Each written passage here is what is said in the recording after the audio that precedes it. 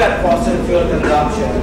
And the first part is to have a very aggressive energy efficiency, which is reducing the energy input for a given output, and there are various programs that we can think about that. The next part is the green one. How do we increase the green energy, which is solar, wind, biomass, power fuels, and so on. That's a very significant jump. So what we are saying out of this is there is a very important lesson that we need to learn from this. The mature countries, developed countries are coming to India and saying, stop the coal consumption. Okay? The point we want to make is, even under a very transformative growth, India still has to grow their fossil fuel requirement by at least twice, if not 4 times. So the flip side of the coin is, India has one of the greatest opportunities in the earth which the developed countries do not have. For developed countries to go to green fuels, they have to shut down coal plants. It's a very tough ball game to play. And oil plants and gas. For India, we have got an open field. 80% say that solar can be a very clean fuel, but it doesn't go down the line. Everything has a side effect. The issue we are looking at is, either it complete or not. And finally, we are looking at job creation. So, what our point is, there is no silver bullet, and then we are looking at whatever chart you saw. Here is the details of some of it, what it looked like. The one point I'd like to make is, even under that very aggressive scenario, today, for example, you have got the National Solar Mission, which is 20 gigawatts by 2020. And that translates to about roughly 100 gigawatts by 2030. We are talking about 440 gigawatts by 2030 is the transformative goal. But the point we want to make is, even if you have 450 gigawatts of solar, the bottom of the pyramid is where in our minds it used to be always US.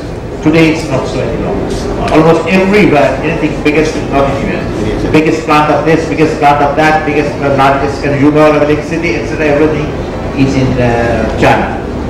The advantage they have had during question and answer, I am very keen to start the question well-known face in this part of the world, in this forum. So I would request Mr. Chaudhary to... whatever we have discussed, I will be touching on what is naturally happening, in the energy sector. Automatic transition. If we do some program, it will happen. If we do not some program, then also it will happen. That energy transition. We started with biomass, and we are the crude biomass, and how we are again going back to solar biomass in a refined form. I'll try to show you that transition, what is happening, and how solar power cost has come down, and renewable energy, how they are playing a major role in the world energy basket. You see, this thing, I'll skip some slides. This is a very basic slides. So we started with coal, and every sector of energy, it made a very big revolution in the society.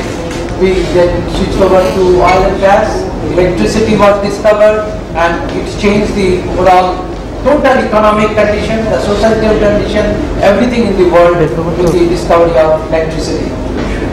All are such milestones. In fact, they caused major changes in the world. And the past 2 centuries witnessed continuously increasing energy consumption. That I wanted to show you how energy transition is happening.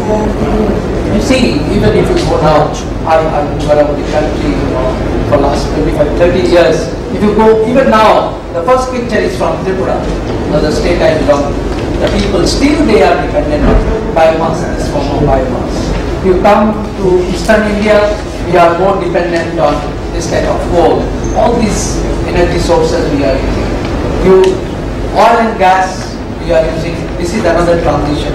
From biomass to coal we came, and a better form, coal is a better form of energy than biomass. Then from biomass, coal, then coal to oil and gas, little bit more efficient. And you look at the very critical issue, the environmental component of all these energy sources which are opting for are better. They are less emitting. You switch over from coal to oil and gas, it's little bit better. We are going to very, very high efficient microturbine or gas engines now. These are environmentally better. We go to the nuclear power plant. It is also environmentally sound, though it is not 100% environmentally clean because of uranium extraction and other things. But these are better sources than the earlier one. These are the transition happening. And you see the transition, how it occurred.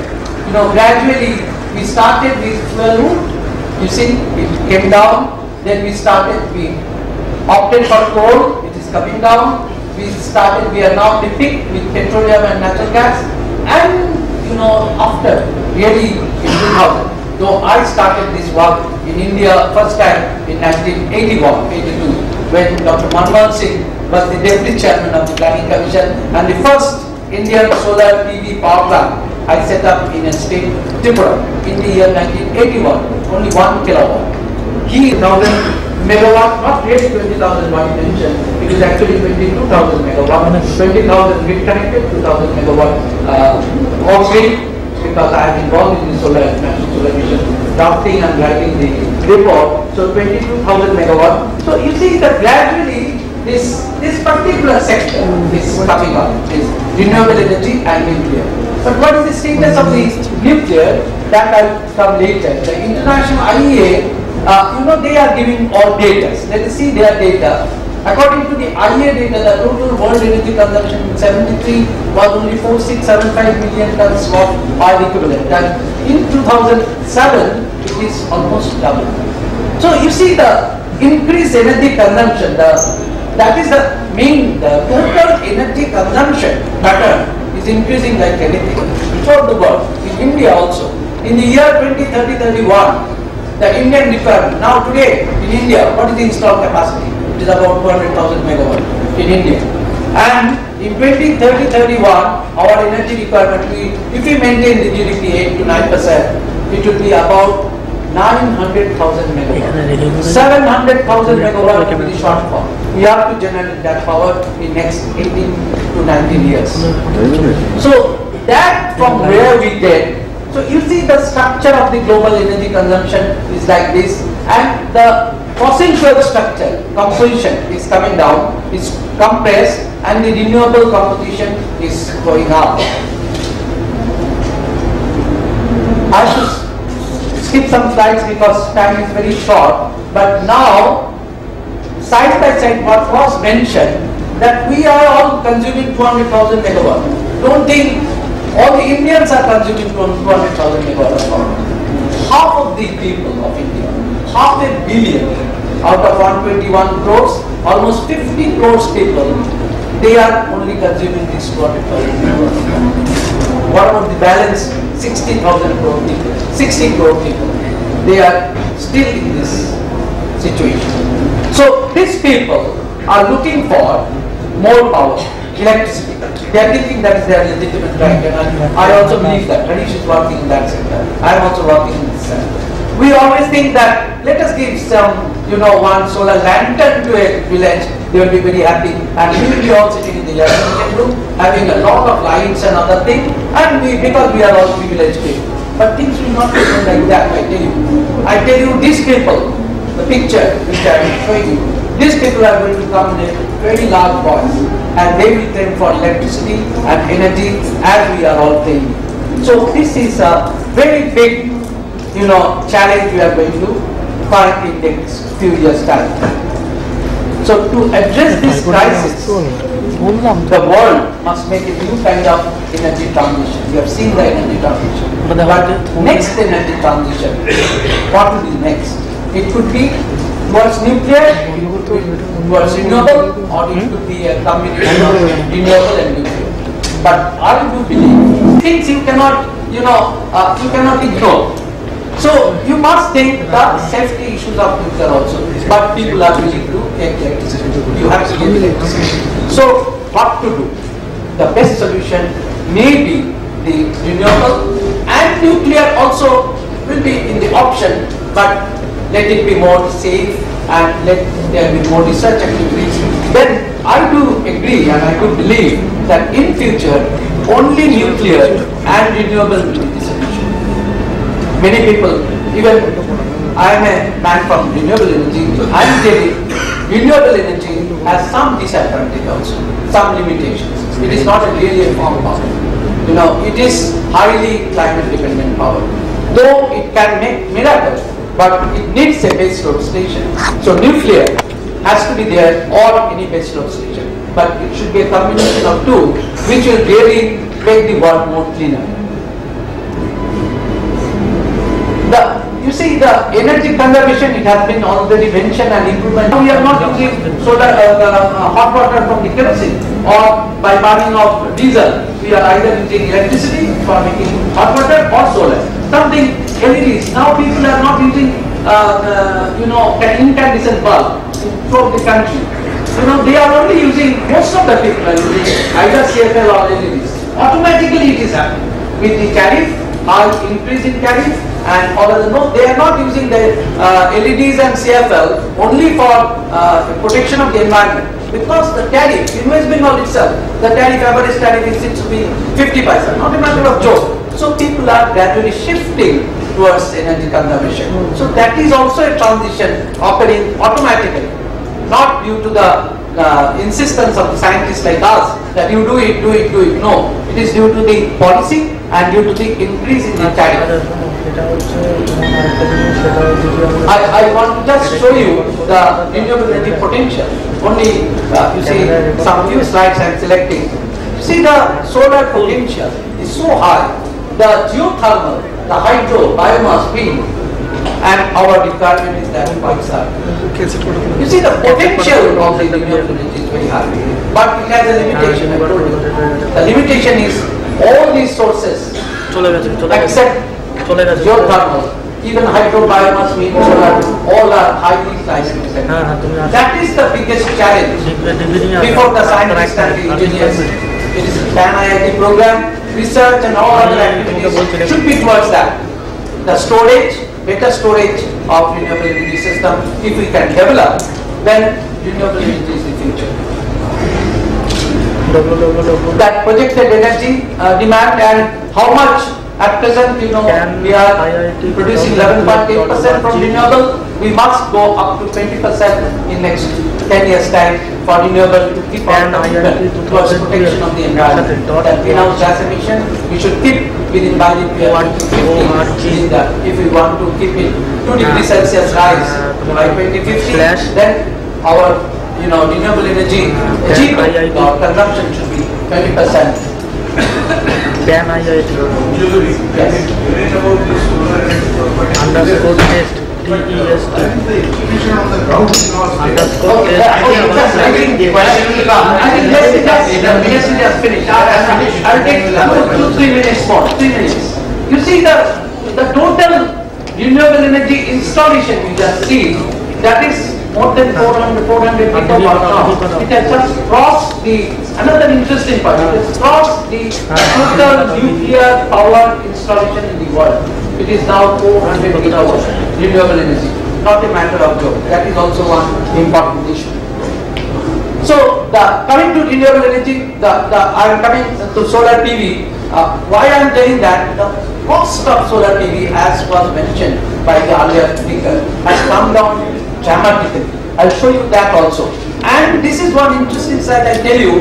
This is very important. The rooftop, we are aggressively promoting rooftop system in India. It is coming like anything. People, as we just mentioned, I came from New Zealand, Australia yesterday only.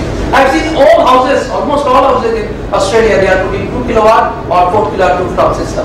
So I am sure in India that with the regulation, change of regulation of CERC and ACRC in West Bengal and other states, rooftop solar PV system will come in a very big way in India also in next 5 years time.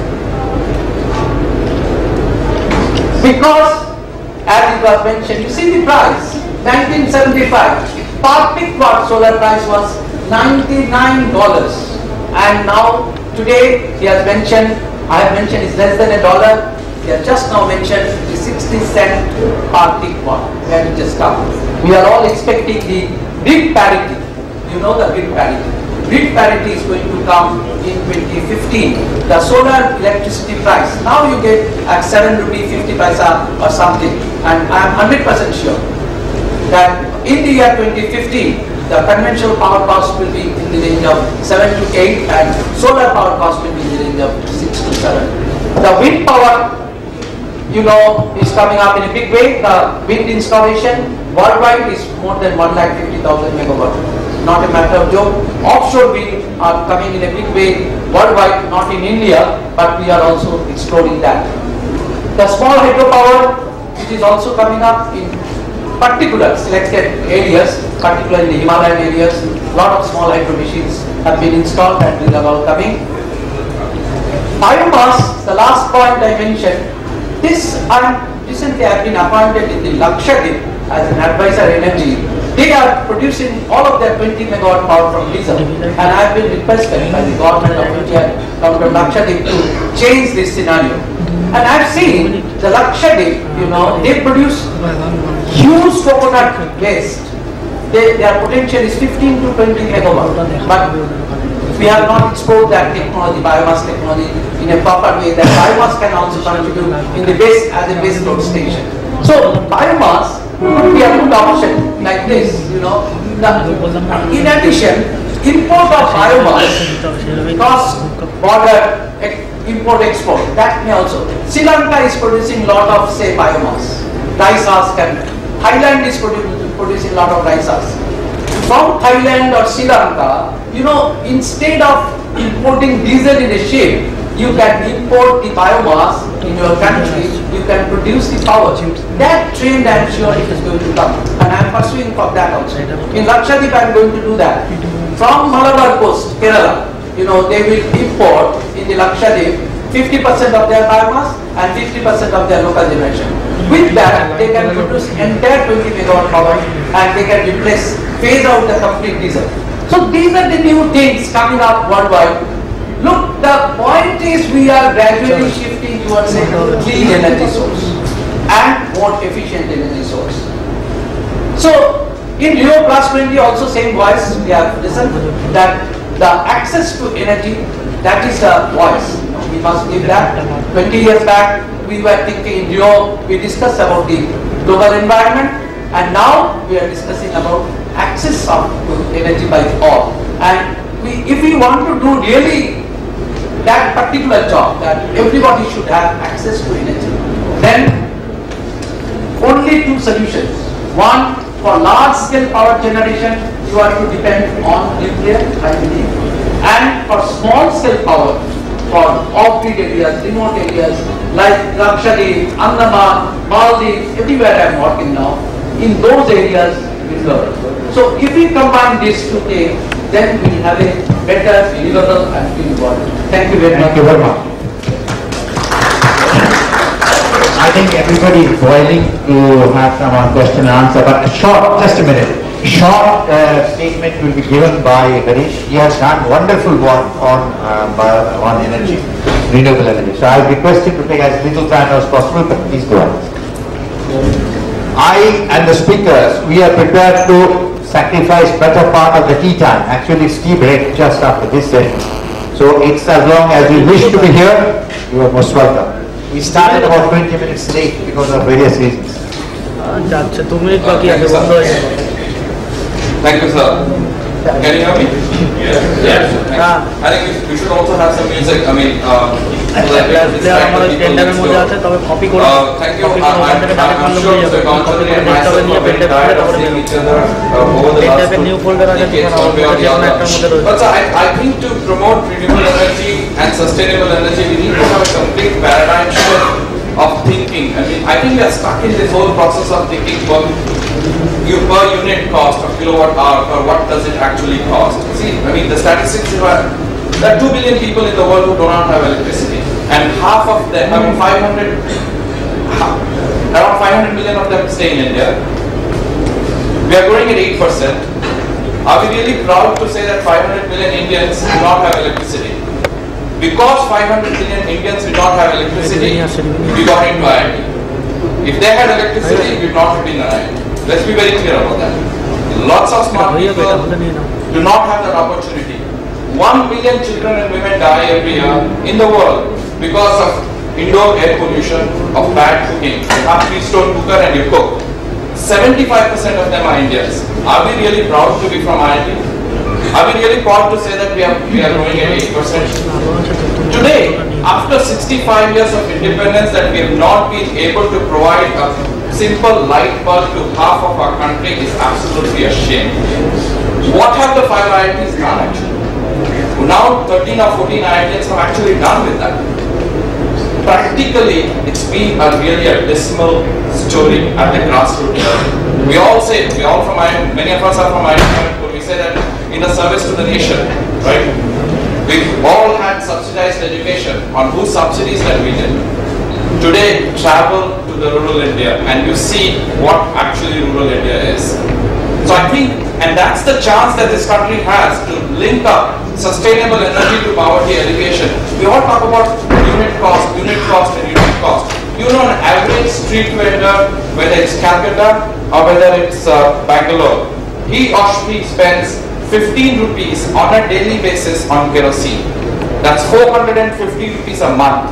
You and me don't pay 450 rupees a month for one light for 4 hours, leave alone kerosene.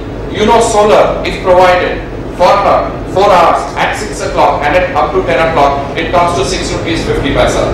Now tell me, what is expensive? The best financial lesson that I have ever learned is from a street vendor who said 300 rupees a month is expensive, 10 rupees a day is fine. And the question is, how do we, it's not about technology alone, it's about how do you link the other parts of the chain, affordable financing at the grassroots level. We've been working in Karnataka for the last 2 decades, around 18 years. We have around 160,000 clients, most of them who earn less than $1, $1.50 a day. Who, as we say, solar is affordable for the poor and expensive for the rich. It's the poor. As you go deeper into the economic strata for our society, the expenditure on kerosene, candles, and everything actually becomes more expensive. Typical example, Sonalhadi. There are tribals just near Sonalhadi, just 25-30 kilometers of Mysore. Average family income is 1600 rupees. The family spends 140 rupees on a monthly basis on kerosene. Per mobile charge, because these are laborers and the landlord might call in, per mobile charge is 5 rupees. 8 charges a month they do go to the nearest town, that's 40 rupees. 140 plus 40 is 180 rupees. Add 20 rupees, that's 200 rupees a month. 2,400 rupees a year. Multiplied by 5 is 12,500 rupees. A family that earns 1,600 rupees a month spends over a period of 5 years. Solar costs 8,000 rupees, 2-light system with a mobile charger. What she needs or he needs is appropriate financing for 5 years. It's not technology. Let us not. You and me don't pay for the coal fired plant on day 1. We don't do that. Why are we looking at the capital cost? We need to look at what the poor are actually spending today, and that's how. What we not need is we don't need technology innovation. We need business model innovations in the rural areas. And do we have the time to actually go and look at the needs? As Mr. Gonsalves said, everybody says from top to bottom, they like to tell you that, okay, let's do lanterns. We have not assessed the needs of the poor. Let me take an example. Everybody says Gujarat is a modern state. Go and see how a delivery of a baby happens during the night time in Gujarat. Happens in most of the country. We're proud that we are 65 years independent. We are growing at 8%. You know, midwife, what she does during the daytime, does the delivery of a baby. She cuts a hole in the wall, puts a mirror outside to reflect the sun inside. In the night, she has a kerosene lantern or even a solar lantern. Now imagine, there are only 2 women in the house. One who's pregnant, who's about to deliver the baby, one who's the midwife. The baby gets delivered. She has the baby in the hand. There's another lady writhing in pain. Whether it's a solar lantern and light, she needs hot water. How will she move around? How will she see whether she wants a light somewhere else? A solar lantern or lantern, it's not the question. We have not looked at what her needs is. Simple modification of a miner's cap with a light, with a solar charge battery would actually help her look around and see, okay, that's how you actually innovate. How do you do that practical innovation? And that's a midwife. You go to Tamil Nadu, you know the flower plucking, whether it's Gujarat or Tamil Nadu, happens at 3 o'clock in the morning. Mostly done by women, because men are drunk and slept.